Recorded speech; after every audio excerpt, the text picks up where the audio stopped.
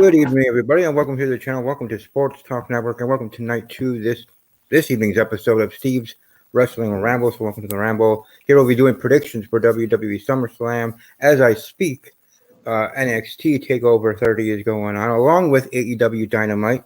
For me, as more of a WWE person, I care more about the NXT stuff than Dynamite, but I do respect those that care to see both. But otherwise, specifically here will be SummerSlam related. So first, we'll go around the horn and welcome our guest. First, as you can see from his background there behind him, that's from Kenny. Your thoughts? What are your thoughts? Go to the show. How are you doing this evening? Pretty good, man. Yeah, I'm excited. I'm excited to be on. I follow your content. Oh, whoa! We got an intruder coming on. No, I'm just kidding. Welcome, man. But yeah, my name's Kenny Majid from McKenny for Your Thoughts podcast. Thank you, Steve, for having me. So appreciate it, man. And from Graham from guys, welcome to the show. How are you doing this evening? Oh, I'm doing good. I want to know. I got a bad cop moment straight away. Why on earth would you schedule this while NXT Takeover's on? When I agreed to this, I knew it was on Saturday. I didn't know what time it was going to be. And then you said, I was like, you got to be kidding me. But hey, I'm glad to be here. Thanks for having me on. Well, hopefully you're able to stay here as long as you can. I know it's hard in regards to the NXT, and I realize that a little bit later on. But, you give the invites. You kind of have to keep on going with it. What does Thick Boy have on this podcast, okay? All right, you want to see Thick Boy or you want to see us? Come on down. And last but certainly not least, there, Mr. Cool over there, Josh. How you doing? It's good to see you again, brother. It's been a while. So, in regards to SummerSlam and just in overall thoughts, how are you guys looking forward to it? Excitement level, all that jazz. We'll start with Josh. COVID has changed everything, and it's really weird watching professional wrestling with the one thing that makes it entertaining, which is the fans. But I will say that the Thunderdome concept has kind of brought me back into the fold. Like most wrestling fans, I come in and out of it like a coma. And so I'll get really interested for a while, and then I drop off for a while. But the Thunderdome thing, I'm really interested to see. I'm a big sports fan of all kinds, and I love what the NBA is doing in virtual fans and inviting them and stuff like that. And I think the WWE has been forced to adapt to the world of COVID, and they've done so in a way that I'm really interested to see that works in a pay-per-view setting, because I think it worked for Smackdown. So now I want to see how it works in a bigger show. But not only that, one of their biggest shows of the whole year. How do they come and bring it now that they know people are there, they know people are watching, and how does that affect the performers? Because if anything, that's what they feed off of. They feed off of crowd energy, knowing that people are watching. And now they're actually going to be able to see our stupid faces and watch us react in real time. So how that's going to affect the show, I'm excited to watch. Graham?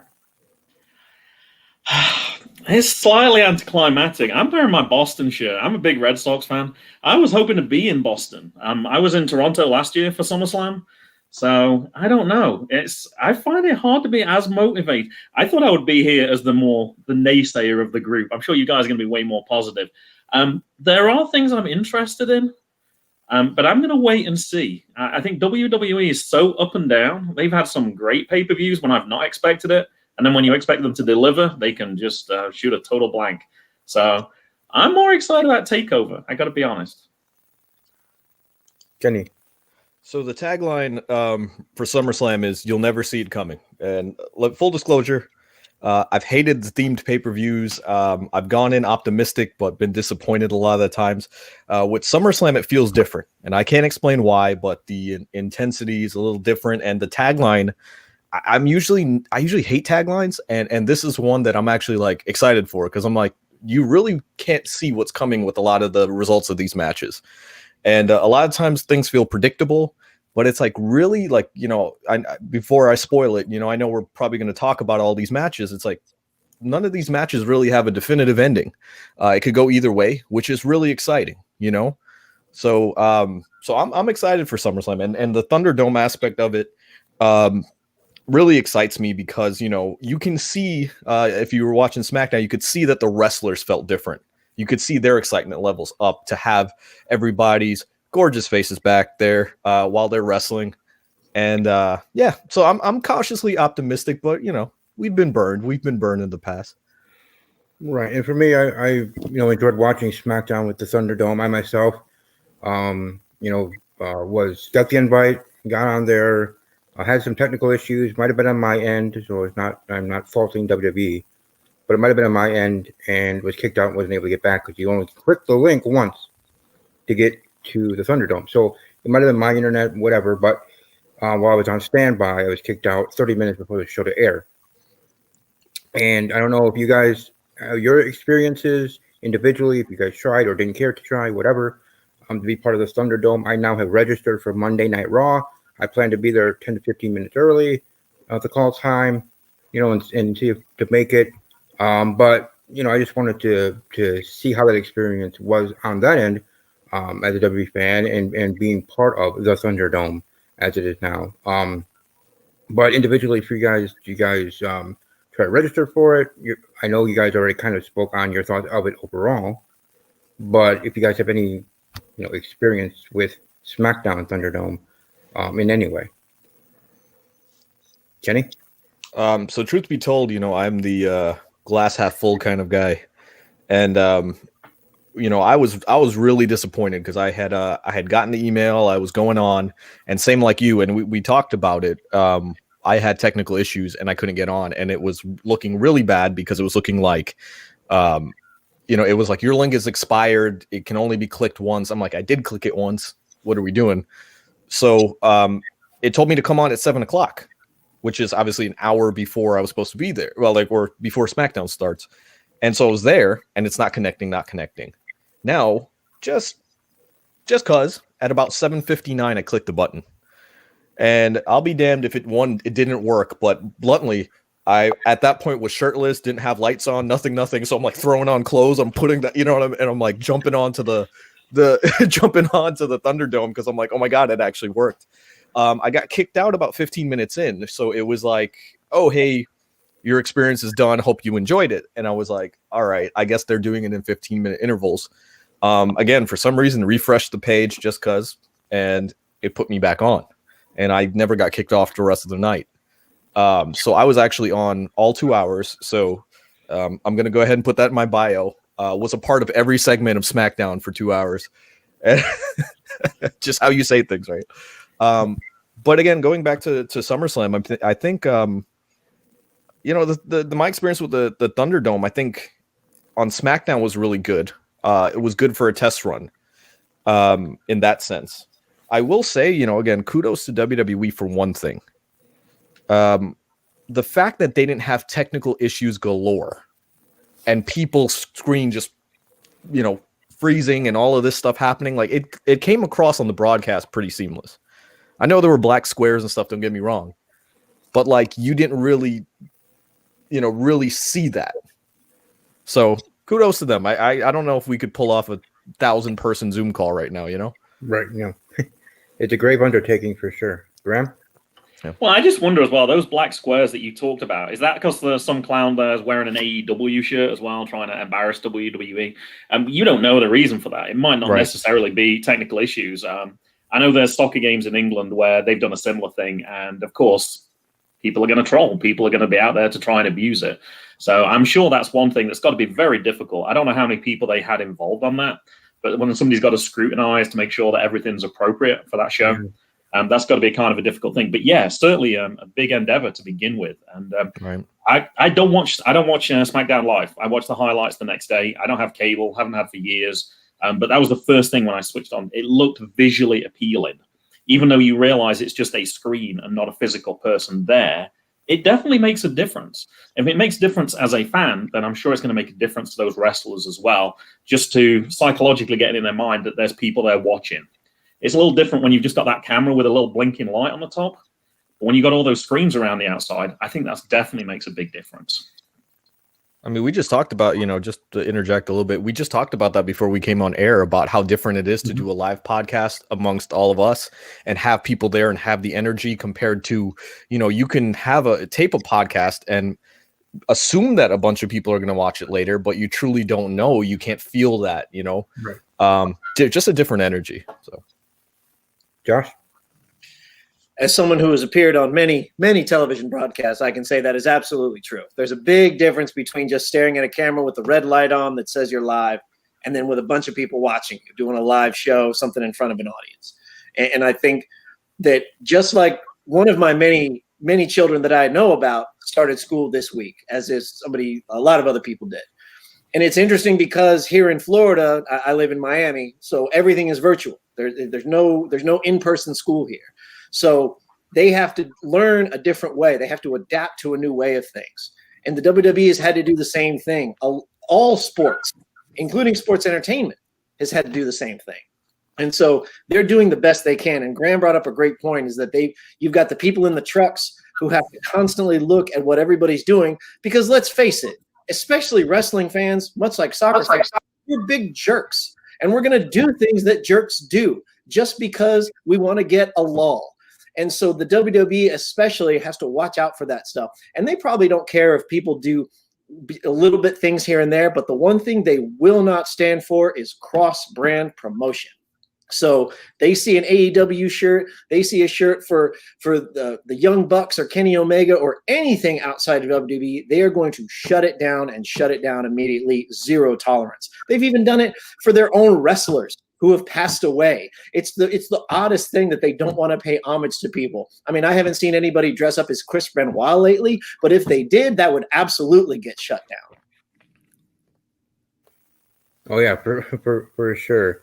Let alone I know his son's trying to get in the business now, and in the indie scene and everything. Who knows if he ever is going to be in WWE?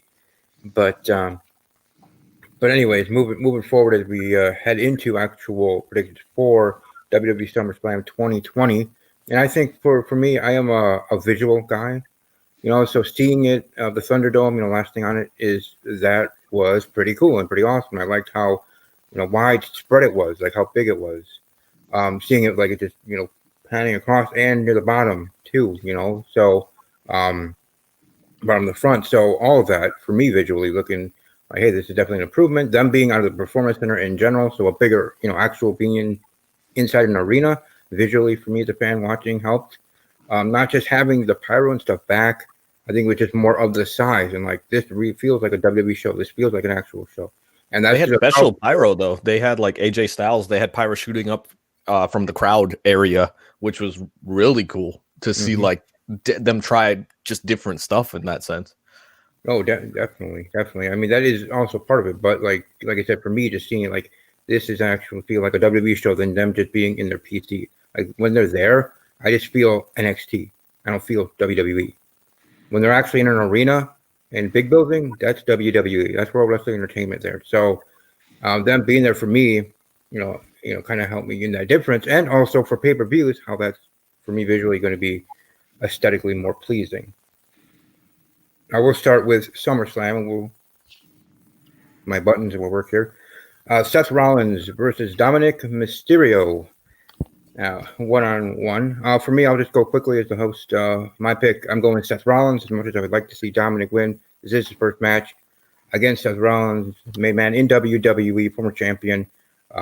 So as my heart's going for Dom, my pick and professional pick being Seth Rollins. Kenny? I'm actually going to go with Dominik Mysterio, especially with the Rey Mysterio edition at ringside. I kind of have a feeling Seth Rollins may take a little mini vacation right after SummerSlam, going into fall, December. I think December is when he and Becky are supposed to have the baby.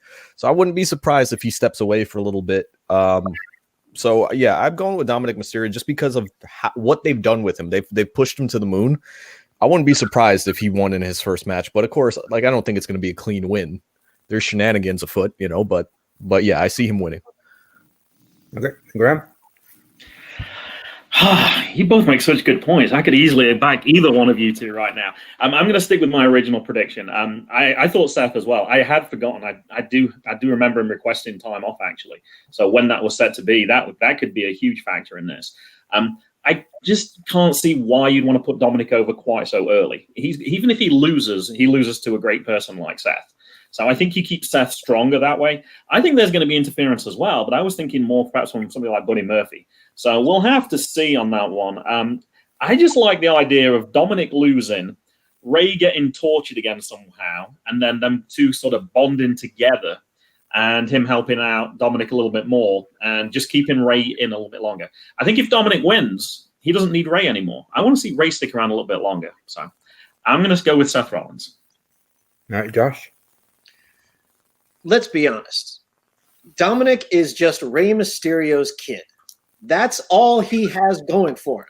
He doesn't have a really great indie background. He doesn't have a body of work we can point to say, wow, this guy's really great. All we have are clips from when he was a kid. And then like, oh yeah, Rey Mysterio used to bring him around shamelessly in another promotion. So people are kind of putting a lot of stock into him.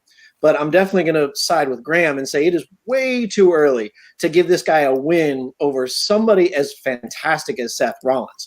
And yeah, Seth Rollins has asked for time off, but there's a lot of pay-per-view. There's a pay-per-view every month. There's plenty of opportunities for him to step away wherever he wants. And I'd like to blow your minds a little further and say, I would love to see Dominik not only take the L here, but then join in Seth's cult.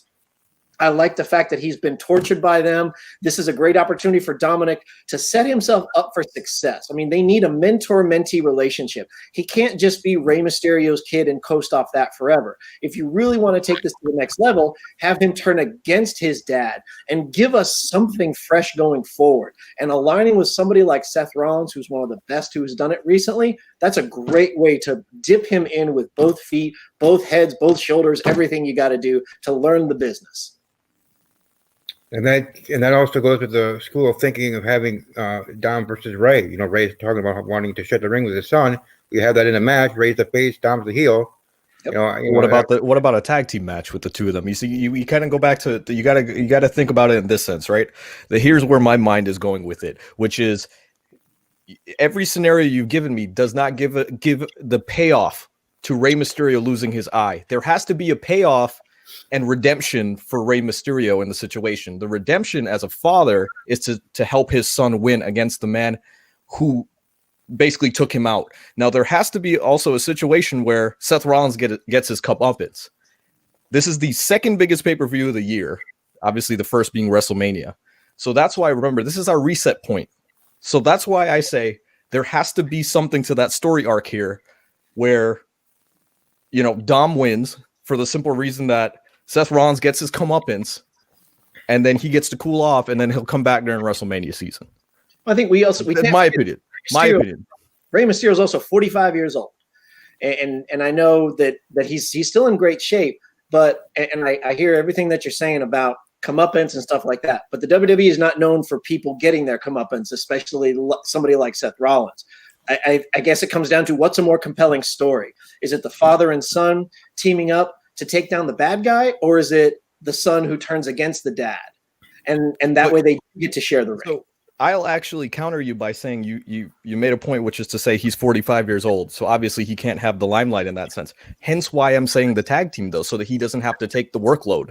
I'm looking at it as a business aspect, which is it's like he wouldn't have to work as much and kind of think like when Bruno teamed up with his son, with David Sammartino back in the 80s, that sort of thing. It was like passing of the torch kind of thing. Now don't get me wrong. Your idea is amazing. I like that going forward, but I don't see WWE. Let me stipulate that. I don't see WWE going that direction, even though I like your idea. So I don't want to put that down at all. Yeah. No, I hope that they don't go the David Flair route and say, hey, look, let's get a father and son together and let's have a cry moment and everybody gets in the ring together and then one of us doesn't learn how to drive and then crashes into a tree. So I really hope they don't go that way, and instead let's go somewhere different. And Ray can put his son over, but just on opposite sides of the ring post. Kenny, I agree with you. I think he needs his comeuppance. I just don't think it's at this one. I think by losing, I think that'll make that comeuppance even better at some point further down the line. And he doesn't have to. Seth doesn't have to lose his title. Remember, Becky didn't lose her title. She just vacated the title. So he could easily come up with a story where he suddenly had an injury and he has to vacate his title, so he doesn't lose any credibility as well. So he could still lose his title without having to lose it in an actual match. Yeah, and don't forget, guys, as we've been beaten in by the announcers, this is SummerSlam. You'll never see it coming. So what is the thing that we'll never see coming? Right. Is it going to be that goes back. That goes another match. Is it going to be somewhere else? Like we don't know. Is Linda McMahon coming back? Like what's the never see it coming? Right. Every match has that. Every match has that. But then I'll also lend credence to what Graham said, which is literally that next week is payback. So literally you can have Seth Rollins win. Again, this can go many different directions. You can have Seth Rollins win, and then payback is the following. Who's getting payback for what? Could it be exactly what we're talking about here, which is Dominik turns on his father, so Ray needs payback on his son, that sort of thing. So we got to look at these themes here. You'll never see it coming, and payback. These two things are going to be very heavy themed on this event.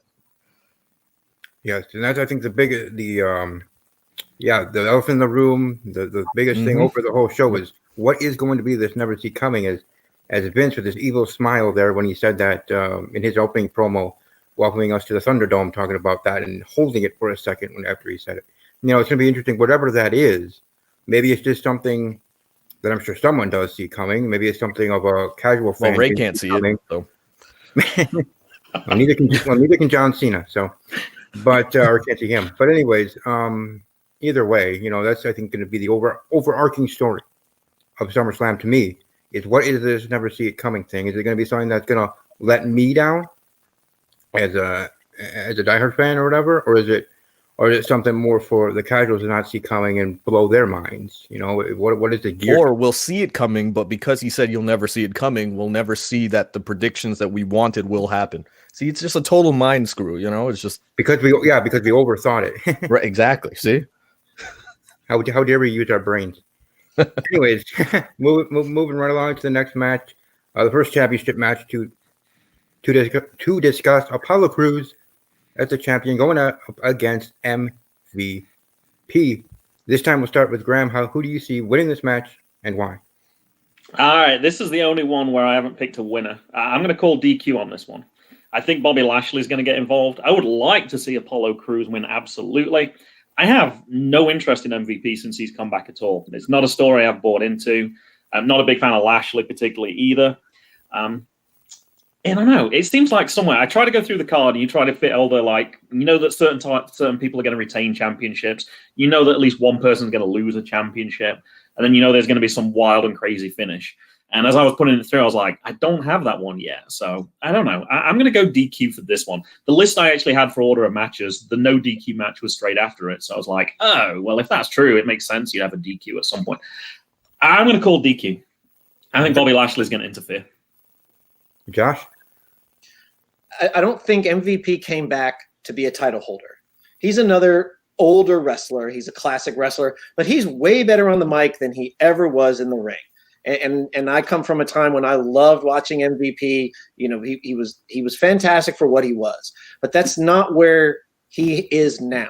He's here to put over younger guys, even though he just signed a new contract a few weeks ago. So he's going to be with the company for a while, but I don't think his role here is to take the title away. I think it's to set up the eventual title shot between Apollo Crews and Bobby Lashley. Bobby Lashley is getting a bigger push. I think it's a kind of a waste of time to put this filler match in between, but the WWE has to drag these things out a little bit. So I think we're going to start seeing the seeds for that here. Now, whether we get a Bobby Lashley interference or whether we get the Hurt Business coming down, even though they've been banned from ringside, that clearly stops everybody from ever coming to ringside.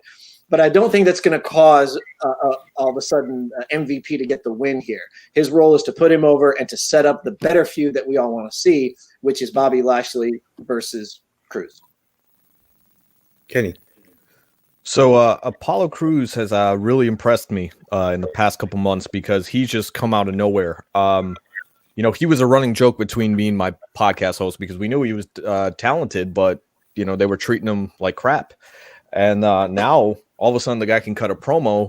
He's been amazing in the ring. And I don't want anyone to lose sight of the fact that a lot of that is MVP helping him too, because MVP is a good villain for him to face. In that sense, MVP, I actually, no pun intended, think he's been very, very valuable to Monday Night Raw because he's been part of a lot of segments on Monday Night Raw and keeping the momentum going.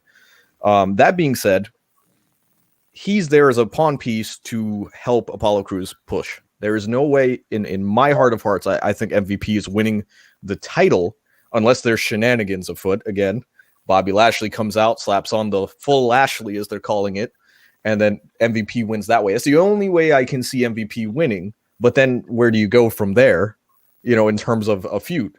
So again, I think all signs point to Apollo Crews retaining. It helps him to win on the second biggest stage of the year too. So yeah, because MVP winning this title tomorrow night is something that I certainly wouldn't see coming. So I'm going with Apollo Crews to attain there. Let's move on.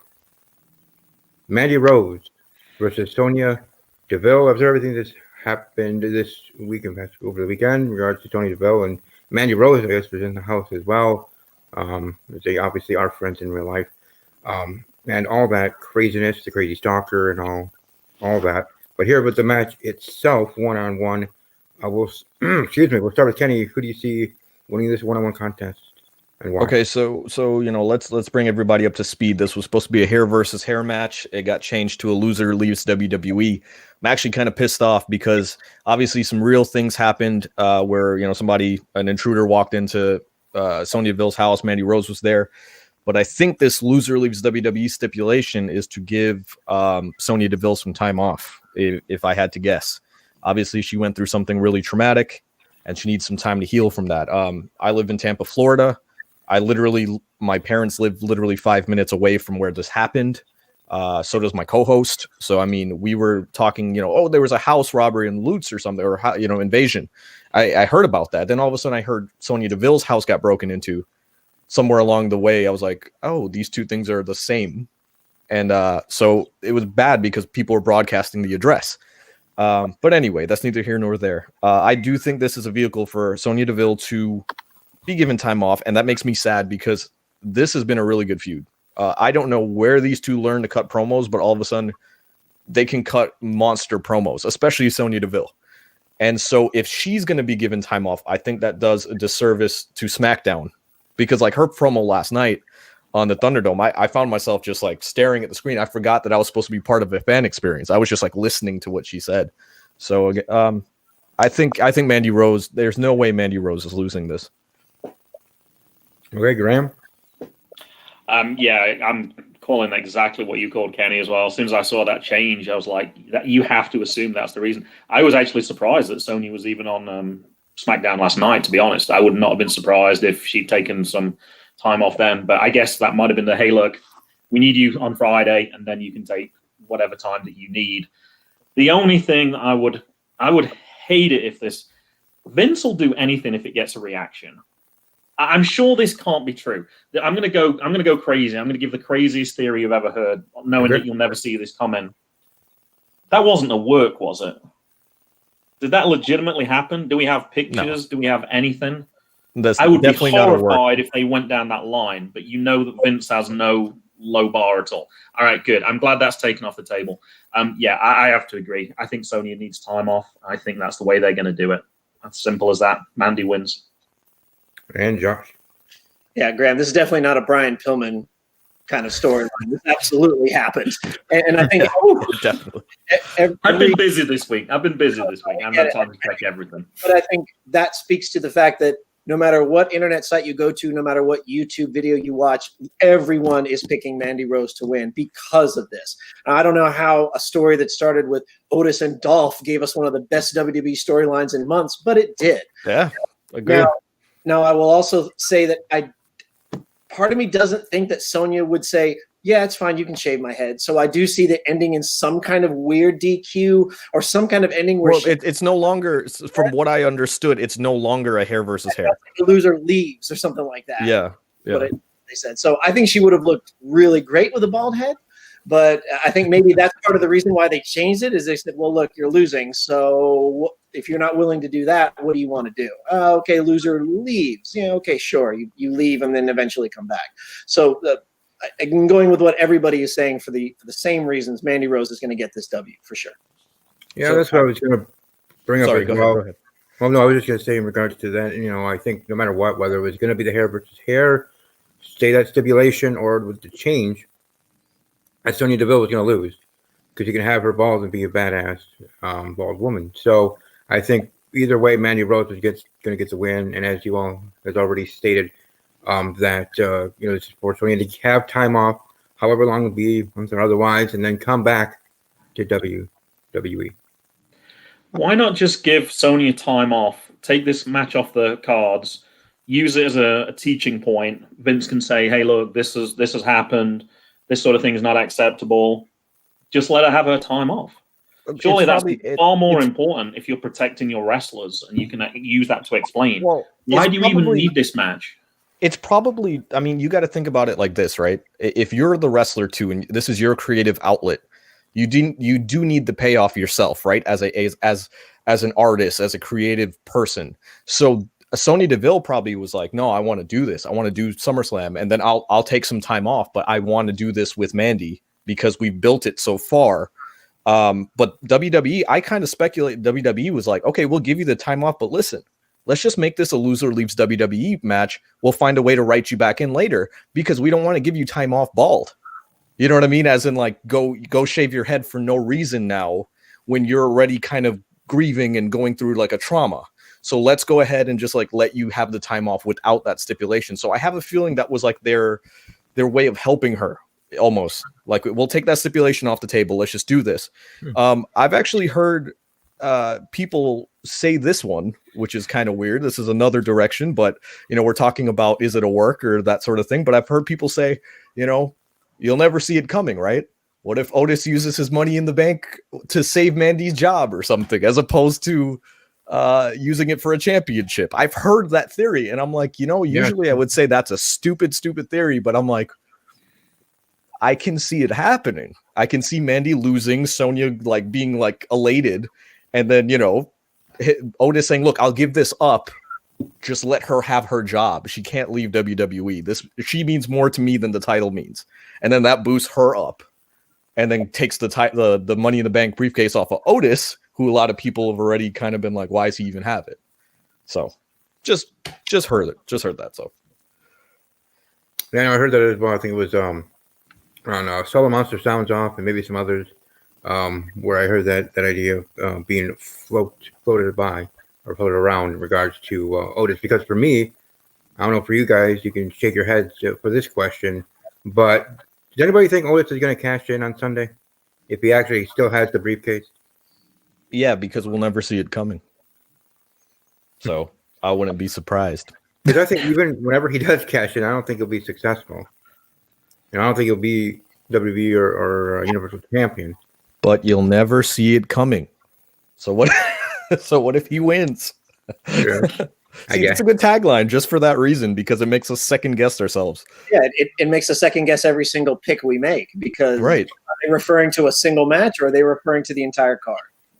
Exactly. It's just such an asterisk next to everything that it's like, I think that's why I'm excited, because we don't know what's going to happen. And moving right along, we got the Raw tag team titles. We got the Street Profits up against Andrade and Garza. We'll start with Josh here. Do you have the Street Profits retaining? It would be weird for them to like poison a dude and then get the last laugh after all too. So I think this whole thing has just been kind of strange. Like, I think WWE has had to really stretch their creative minds, so to speak, in the era of COVID. We got a guy losing an eye, we've got poison, we got all kinds of nonsense. I mean, professional wrestling, I got that. I'll like a fever dream. Yeah, I can be sold on someone getting into a car and then it exploding. That's the kind of thing I'm here for. But they're getting into daytime soap opera stuff, and especially down here in Miami, we got plenty of those. So telenovelas are a big part of our culture down here, and the most asinine stuff happens. So somebody getting poisoned, never ends up well for the poisoner. So I think the Street Profits are going to take this one. Kenny? Yeah, it's funny. I want like Andrade and Garza to win the titles, and I think they will. But again, I'm gonna give you a two-parter here. I think the Street Profits win clean as a daisy on this one, and just come out of SummerSlam as with the titles, I should say. And I think at Payback they lose it, because I can see Andrade and Garza getting the titles. But again, the point was made. Why would they Andrade and Garza poison Montez and then come out on top? So you got to have that win in between to make it make sense to me. All right, Graham. I can't argue on anything that's been said so far. I'm a big fan of Garza. I loved him when he was over on Impact, and I would like to see him win. Street Profits retaining just makes the most sense. This is the one I spent the least amount of time on. Although you said there's a lot of unpredictable matches on this one was one I looked at the match, wrote it straight down, Street Profits. For me as well, going to the Street Profits to retain. For me, being a big fan of Andrade, formerly Andrade Cien Almas, but Andrade spent his time in NXT and getting paired with Zelina Vega and all that. So for that part of it, I would like to see Andrade winning the tag team titles with Garza, who I've grown to like and enjoy. But here for SummerSlam, I'm agreeing with everybody here, going with the Street Profits to retain. Now, this is the first of 2 title matches Asuka gets. The first one here, as we're predicting, Bayley for the Smackdown Women's Championship. So starting with this one, who do you see winning and why? Kenny. This is a toughie. I'm trying to remember because I had spoken to a friend about this and I had this intricate storyline laid out for the night, and I can't remember it now because I'm put on the spot. And so Bayley versus Asuka. I do remember. I think what I said. I see Bayley. Well, I'll say it like this, right? I'll give you a 2-parter. I see Asuka winning one of the titles. And I don't know which. I'll give you the scenario here that perhaps maybe Sasha accidentally costs Bayley the title here with trying to help her, and then it somehow ends up in an Asuka win. And then so maybe later on in the night, Bayley causes Sasha to lose her title. So I can see something happening that really, really sets a precedent for the next match in this. But if you're holding the gun to my head, I think Bayley's losing this one. Graham? I can't argue with that at all. I think that's exactly what's going to. I think Asuka's getting both of these 2 belts. I think that exactly that's going to happen. That one of them is going to interfere in the first match, and then to readdress it, there's going to be a similar thing happen in the second one, and she's going to come out with 2 belts from this. I know they said there's all this. What can you not see? It just seems like that's the way. And also, it sets up perfectly. What do we want to see? What have we wanted to see for a long time, or a lot of the universe has wanted to see? Sasha versus Bayley. It makes perfect sense. It's actually on the network today. They've just put up the 40-minute documentary. It talks about TakeOver. And, of course, that's exactly what I want to see. So, who would you want to see? Those 2 friends together finally battling. They've touched on it so many times and then failed to pull the trigger. Surely they have to pull the trigger at some point. They can't just keep delaying. This sounds like the perfect time. You said this is the restart. That would be a perfect time, going from them being best friends, and then suddenly you set it up ready so they're enemies again, and then you can build that storyline as well. Whichever way you look at it, I don't know which one is going first. I don't know if this is guaranteed to be the first match, but I see Asuka winning. SmackDown, they did like a beat the clock kind of thing, and I think Bayley lost the match, so she is 100% going first. So yeah. But, and that part I missed then. So, I see Bayley definitely losing this one. And then I see I guess we'll talk about that part later. I guess you can't help but separate these put these 2 stories together, because obviously they are. Yeah, that's fine, yeah. It would make no sense if Bayley beat down on Asuka and then suddenly Asuka has to have a second match. That makes no sense either. So it's either 0 or 2 titles for Asuka, and 2 seems far more likely to me. So I forgot to say my part 2.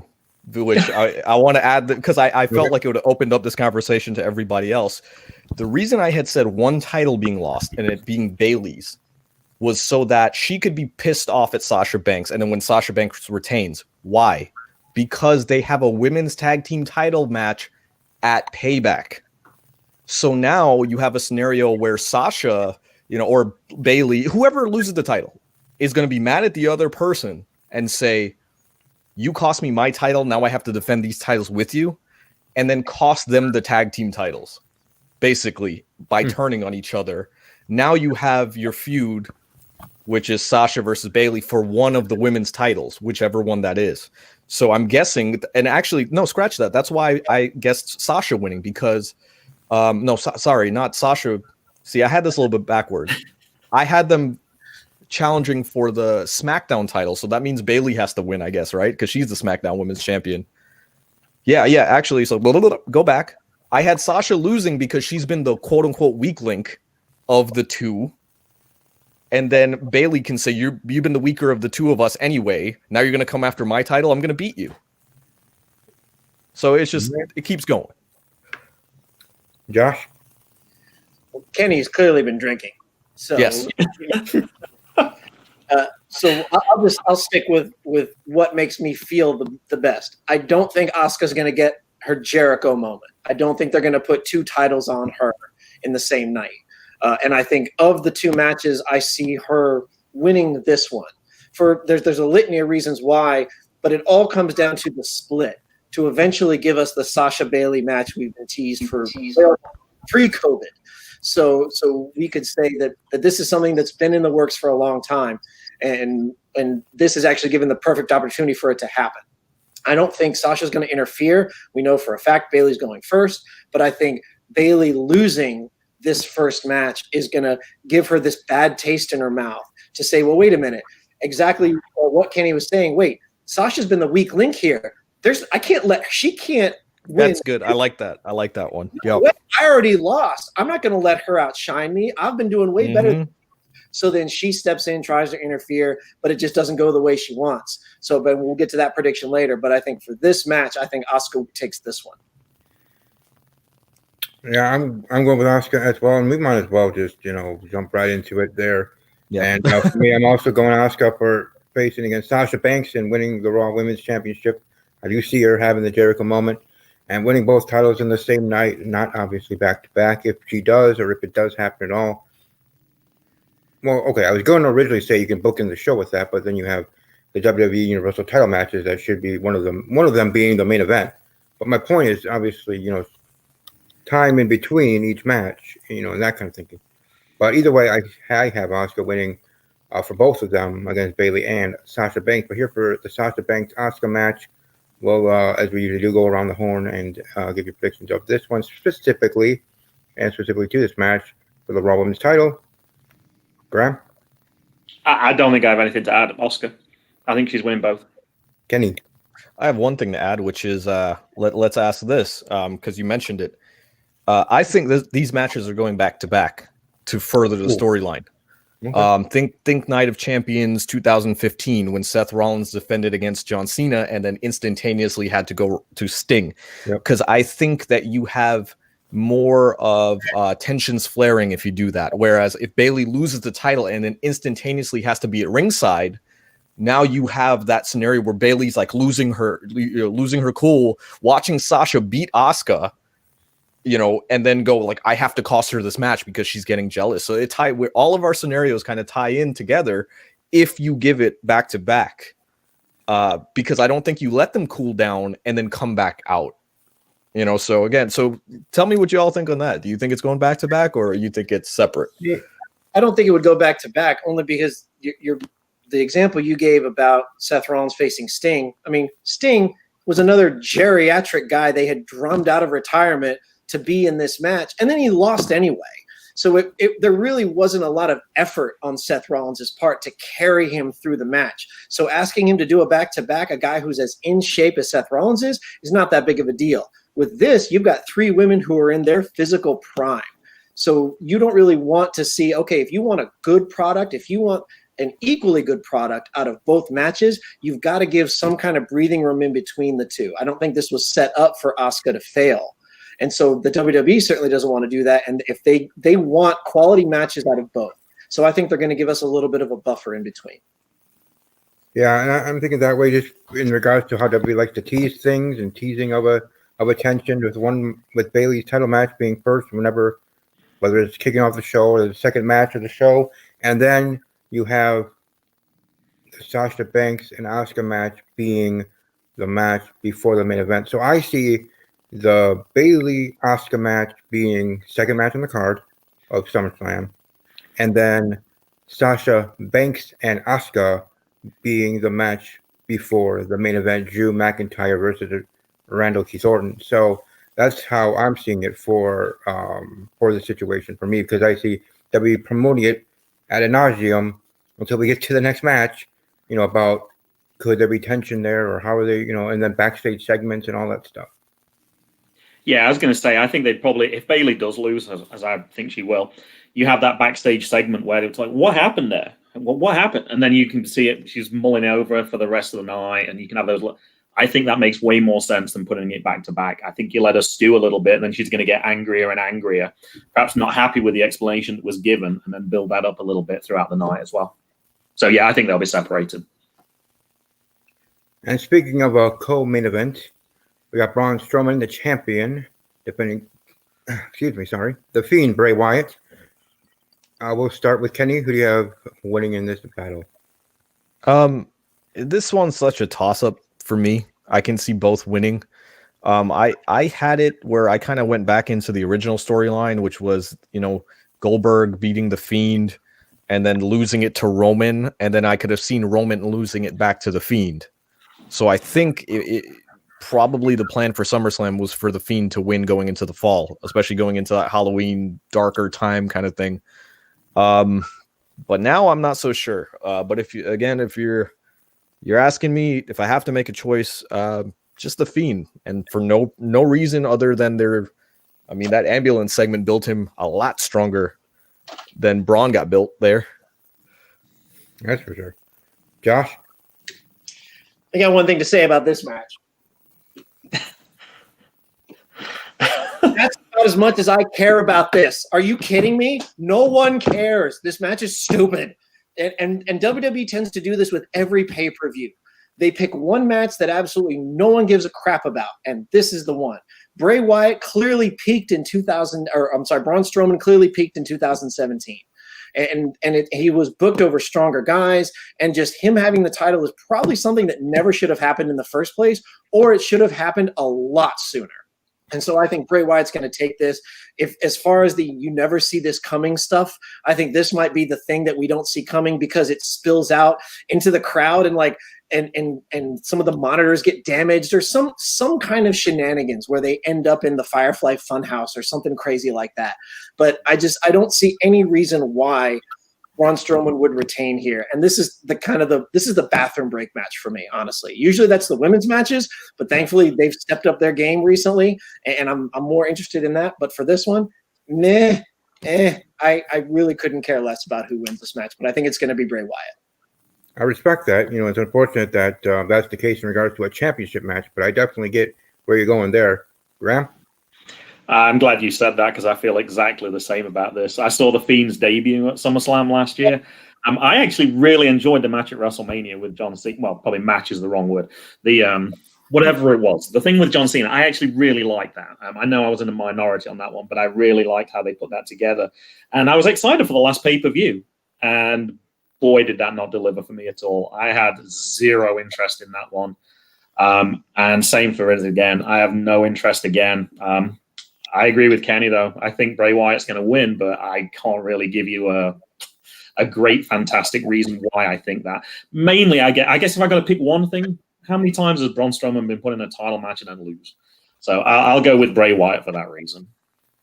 Braun Strowman, someone that I enjoyed. Someone that like Josh said, peaked earlier in his career, now being booked like the Big Show, heel and face, and being silly stuff and all that. And then becoming the champion because of Roman Reigns, and so he faced Goldberg and won the title, and that's the only reason. So would he ever become champion if that did not happen? Who knows? Or at least not at this time, I would think. And then there's Bray Wyatt, someone that I've not really been a fan of any medium to high level. Kind of saw him as overrated early, let alone when he won the championship. For me, I enjoyed more Jinder Mahal's WWE title reign than Bray Wyatt's. So, him then becoming the Fiend, all right, this is kind of cool. But then losing to Goldberg as quick as he did, a little bit killed the Fiend character for me. So, both of these superstars to me, not not being, in my eyes, at least personally, of course, to care less about. So for me, that's the reason why it's a bathroom break match. And I'm going actually with Braun Strowman to retain. No really good reason, but I'm just going with champion to retain just of that formality, of random things in that regard there for Braun Strowman. But here, to a true main event with the WWE Championship on the line, we got Drew McIntyre going up against Randy Orton here, and hopefully will be the final match of the night. Will be the main event. I'll go first. Something's telling me, and not because of you'll never see it coming, but just in general, I'm just have an itch and have a feeling it's going to be Randy Orton. I'm going to predict Randy Orton to win and become the new champion. It's unfortunate Drew McIntyre becoming the champion during this COVID era time, but he also is deserving to become a champion, a WWE champion of everything he's gone through his career after being fired from WWE. So I'm proud of him becoming champion, and he's done very well as the champion, but I have a feeling WWE is going to have the title put back on Randy Orton, if nothing else, for Drew McIntyre to win the title back when we have fans in the stands, not just the Thunderdome. So I'm going with Randy Orton to become a champion, a world champion, WWE champion once again. Kenny? So this storyline is probably the one I'm looking forward to most, just because when you give Randy Orton something to sink his teeth into, he does so well. He is so underrated in that sense, where he's easily the best of his generation. He just held back. With this, I see. I only see one scenario playing out in my head, and I hope I'm right. For the simple reason that I want you all to look back, if you get a chance, at Randy Orton's SummerSlam record. Randy Orton wins championships at SummerSlam. There's one scenario where I think he won by DQ is the only reason he didn't win the title in that championship match. But he's cashed in Money in the Bank. He won his first title off of Chris Benoit. He's beat Christian. You can keep going. He's won titles at SummerSlam. Randy Orton's doing, and it's weird to say this, especially since he's past the prime of his career, arguably, but he's doing the best work of his career to date right now with that heel character. I remember my heart was beating so fast when he told Ric Flair, "Hey, we're stay here. We got to celebrate." My heart, this is a fake wrestling show, and my heart's going, because I knew there was impending danger. He's such a sociopath in that sense. So my thing is, Randy Orton has to win the title because he's the hottest thing going in WWE today. Not only that, but now you have a redemption arc for Drew McIntyre when the crowd come back, hopefully. You have him win the Rumble again. I would like to see him be a two-parter for the Rumble, and then win the title at WrestleMania and have that moment that he didn't get to have this year. Because I was supposed to be there. It was in Tampa, Florida. Yeah, I did. Sucks. I was cheering him from home in my underwear instead of cheering him at the stadium. But yeah, Randy Orton. Josh? I'm gonna cancel this one because I'm definitely looking forward to this match for sure. But I'm gonna replace it with the same word that is very similar. We're gonna say this is the raft match. This is gonna be the match that keeps the show afloat. So first and foremost, I think both guys, both Drew McIntyre and Randy Orton, have been doing a fantastic job with what they've been given. Randy Orton has been such a great heel pretty much his entire career. He's one of those guys that he can do both, but he's just so much better when he's bad. He's like Chris Jericho or Edge. They're great performers all around, and they've shown a lot of versatility throughout their careers, but I just love them so much better when they're being jerks because they're just so good at it. He's just such a naturally unlikable person because he's such a sociopath. Now, that being said, I think it is too early in McIntyre's reign for him to lose. I don't think they would have put him over somebody like Brock Lesnar just for him to drop it to Randy Orton. And we do still have back-to-back shows coming. We do have a revenge show. So I think the most likely thing to do when you've got two powerhouses like this, what does the WWE tend to do? They don't put one over the other. They DQ it. Yeah, it's kind of a cop-out, and it's really crappy, and we hate it, but that's what's going to happen. Nobody is going to win this match. So technically, McIntyre is going to retain. But it's going to happen because of some kind of either sadistic action by Orton or some kind of interference is going to go down. Hell, for all we know, Lesnar may even show up and cost Orton a victory. Remember, we don't see it coming. So that's exactly the kind of thing that would happen. But one way or another, Randy Orton and McIntyre are going to go at this again. And when they do, McIntyre is still going to have the title belt around his waist. Graham.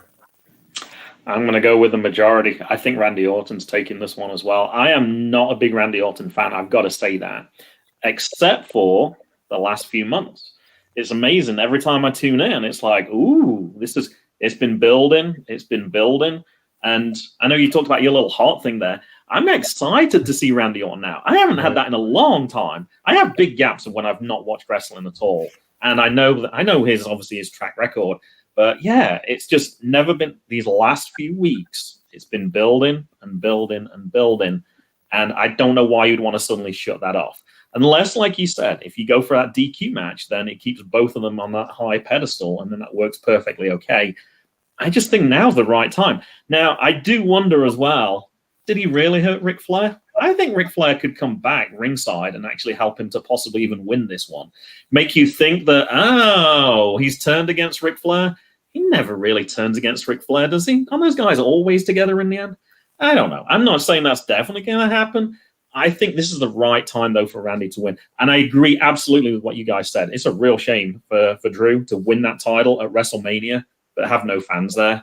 And I know that WWE definitely wants that to happen. So I like the way you guys are thinking as well. Lose it and then win it back in the future when there is actually fans there. I think that would make sense as well. Right. Yeah, it's certainly going to be an interesting show and interesting. Like the biggest thing, as I said, it's a start. You know, what is going to be the thing or things or whatever is that we never saw coming. Will it have to do with retribution? Will they be unveiled at SummerSlam? Will that be something we didn't see coming of somebody that we didn't that we maybe forgot was in WWE or something? You know, something like that being never saw coming, or an NXT call-up being the leader of retribution or something like that. Maybe that's it. But whatever it is, I'm certainly excited to find out what that exactly is going to be. So one last question to throw on the horn, and that is, what is your, looking into the show, presumable match of the night for SummerSlam 2020? Kenny?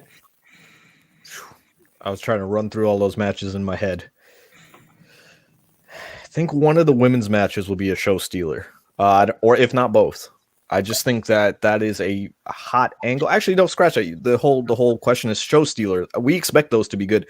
Show stealer is Mandy versus Sonya, easily, because I don't think we're expecting them to do as good. They're newer in the sense, and I think they'll steal the show. I think there's a lot of pent up frustration, if you will, after all of the events that have happened to them in their personal lives, that the two of them are going to want to rock the house and they're going to steal the show.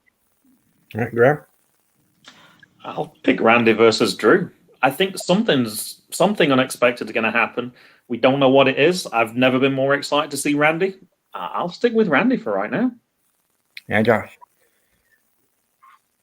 At its core, when you get two people in a ring, what are they trying to do? They're trying to put each other over. That's why these people are professional wrestlers.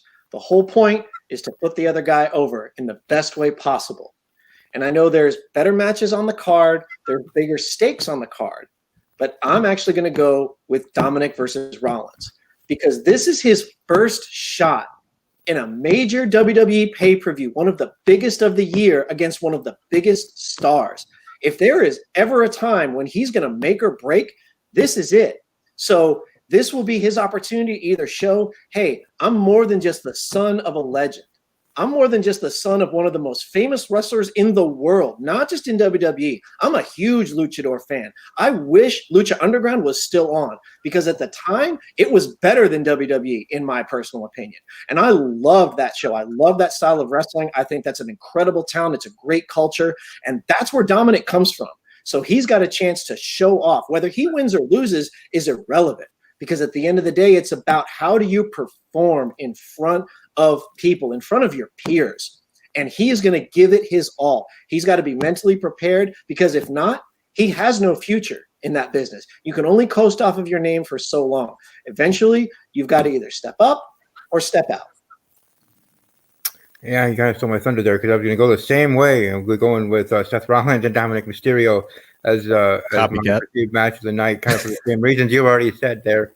But no, I'm certainly looking forward to seeing that because I think Dom does have a lot to offer, and he might even surprise us on like how much he knows or how well in regards to his training and all that we don't expect from him, and may surprise people and didn't see that coming of how well he actually held with Seth Rollins.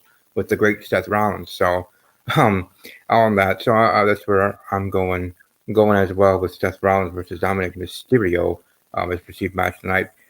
But before we go, as we did a solid hour here at Podcasting talking about SummerSlam, we'll let everybody say their last parting words or whatever they wish to say, and also welcome to put themselves over if they wish to talk about their individual projects.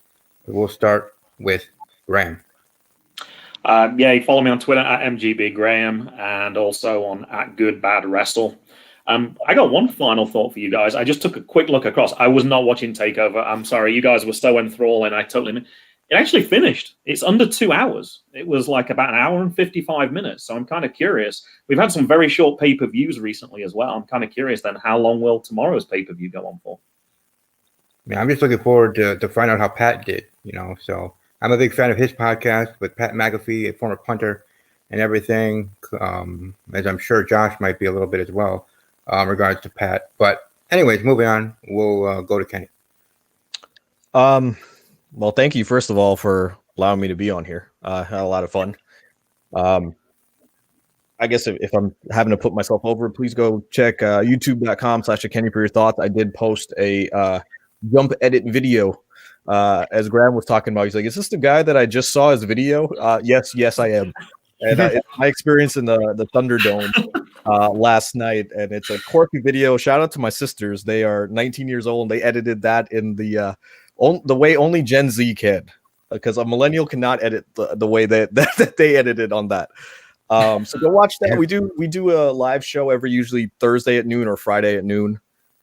Subscribe to the YouTube, of course, and follow us on social media at AKFYT Wrestling on Instagram, Twitter, everything else. Thank you again for having me. Really appreciate it. Josh? Steve, it's always a pleasure. To be honest with you, I know it's been a while. We were on when I was still writing for PWP, when I was writing for Fansided, when I was in the shows for TYT Sports and everything like that. So it's really great to be back on here with you again. I obviously do a lot less writing and actual producing of that. I have a lot of other things, but I still have an amazing Twitter right here that you can follow at any time. And we can talk about literally anything you want, especially wrestling, because I always live tweet when I'm watching a pay-per-view. So the only thing that I would say is follow other people who do wrestling podcasts, who have wrestling videos, who do wrestling shows, because it's a great community. You get a lot of different perspectives. You get different accents. You get all different kinds of stuff. And it's really great for everybody to come together. And so the only thing I would say other than follow people who do wrestling is this year, vote. For the love of God, vote. That's all. It's going to be an interesting election. Let's just leave it at that. I would if I could. Right. What's your excuse, bro? No, I'm just kidding. But no, it's certainly going to be interesting. For myself, as everybody knows, you can follow me on Twitter at the Ramble_WWE. You can also find my personal handle at Army_strong_06. Yes, I was in the military. You can find me on the Instagram at StephenK_06. And if you really feel like finding me everywhere, you can find me also on Snapchat at StevieK_06. I try to be more active on Snap and on Insta, but as of right now, I'm more on the Twitter machine. But definitely will be part of the live chat and communication with the great big Twitter thread that I created with many great people and personalities there for sure. And definitely we'll always be talking about the pay-per-view as it is going on tomorrow night. And of course, after the show, I will have my Insta poll, 24 hours, your thoughts on the show, and we'll be doing a quick review of it with me, myself, and I. Again, thanks to the lads here being here for a solid hour. I know NXT was trying to pull some of you back, but I thank you for being here for the whole show. And I thank all that did watch live. I did see some of you come in and out, so thank you for that. For those that will be watching archive, you can share your predictions in the comment section below. Also, before I go, and I have to. Sorry for the silence here, but there was a subscriber of mine that sent me a DM of their prediction, and they wanted it to be shared. So Ryan Metzen on Twitter at RaikuMetso7, giving his thoughts and predictions in regards to the show, if I can actually get it up. For him, he's going for Mandy Rose versus Sonya Deville. Mandy Rose. I think Mandy, due to Sonya's recent personal stuff that happened, so she may want some time away. The Street Profits versus Andrade and Angel Garza. Street Profits. Apollo Crews versus MVP. I like Apollo, and he should have more of a run, but I think MVP will win. Bayley versus Asuka. Asuka. Sasha Banks versus Asuka. Sasha retains. Seth Rollins versus Dominik. Rollins. Braun Strowman versus the Fiend Bray Wyatt. Bray Wyatt wins the title. Drew McIntyre versus Randy Orton. Drew retains. Sorry. And that's his picks he wanted to be shared there. So thank you for reaching out to me and sharing your thoughts. Hey, I wouldn't be totally mad if MVP won. But anyways, again, thanks to everybody being here that are part of the show and everybody watching live and otherwise. And above all else, as always, take care.